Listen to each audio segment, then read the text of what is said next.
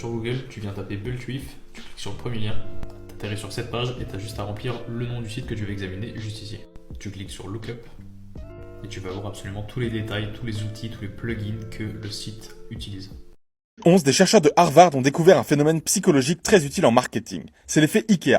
L'effet Ikea, c'est le fait que les consommateurs ont tendance à associer une valeur plus élevée à un produit qu'ils ont partiellement créé. Cela vient de l'enseigne de meubles Ikea qui propose des produits à monter soi-même. Cette pratique est couramment utilisée en marketing par des marques comme Nike, où les acheteurs peuvent créer eux-mêmes la chaussure de leur rêve. En proposant aux consommateurs de participer à la création des chaussures, la valeur augmente dans l'esprit du consommateur. D'autres marques comme Function of Beauty se sont positionnées sur ce marché, en donnant la possibilité de personnaliser complètement son shampoing en fonction de ses besoins. Le prix est beaucoup plus élevé qu'un shampoing classique, mais cela fonctionne car la valeur perçue est très importante. Il est donc important de réfléchir dans son marketing à comment on peut donner un sens de do-it-yourself à son produit. Plus marketing pour vendre plus cher.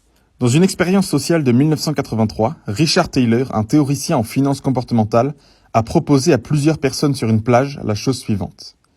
Allez leur chercher une canette de bière qu'il faudra lui rembourser. La question était la suivante. Quel prix êtes-vous prêt à payer au maximum pour cette bière? Il dit à la première moitié des personnes que les bières seront achetées au bar d'un hôtel de luxe et à la seconde moitié qu'elles seront achetées à un vendeur ambulant. En soi, la question reste la même pour tout le monde. Combien vaut le plaisir d'une bière fraîche? Puisque finalement, la personne boira la même bière sur la même plage et ne sera même pas allée acheter la bière elle-même.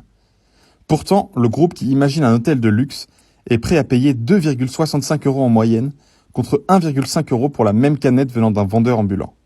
Cette expérience montre que nous ne prenons pas nos décisions sur la valeur objective d'un produit, mais sur sa valeur perçue. La valeur perçue peut être modifiée en fonction de différents facteurs, comme la provenance de l'objet, le packaging ou l'image de marque. J'ai deux sites à te conseiller. Le premier est Answer the Public, où tu viens mettre le mot-clé qui est en rapport avec ta niche et ça va te sortir toutes les questions qui sont en rapport avec ce mot-clé. Ce sont des questions qui ont été posées par ton audience. Ils ont eu un besoin à un moment précis et ils l'ont cherché sur Internet. Le deuxième site que je vais venir te recommander est Quora. Donc là, pareil, tu mets ton mot-clé et ça te sort toutes les questions qui ont été posées sur Internet. Suis-moi pour plus d'astuces.